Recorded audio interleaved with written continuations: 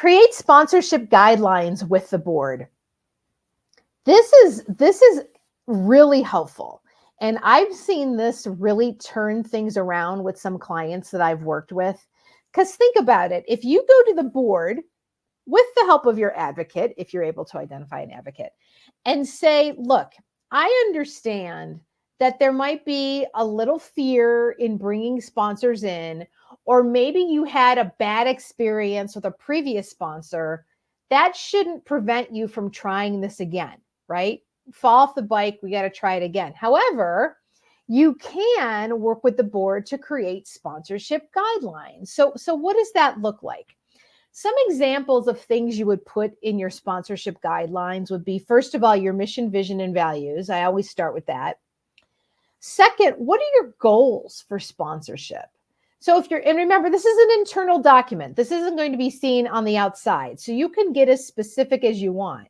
If your goal with sponsorship is to help bring in $200,000 to help fund your XYZ programs, or to get $25,000 in general operating money, if you're a nonprofit, lots of examples, you can put that as a goal in your sponsorship guidelines.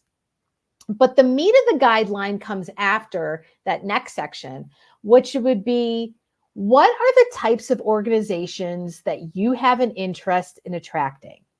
As well as, what are the types of organizations that you don't want to sponsor? Okay.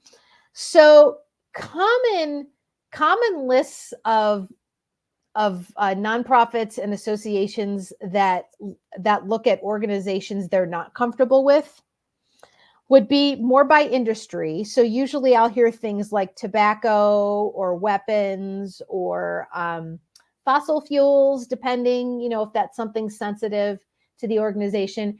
You know what's sensitive to your organization, right? So that's where you start. So it might be easiest to start with, here are the types of companies we're not going to solicit for sponsorship.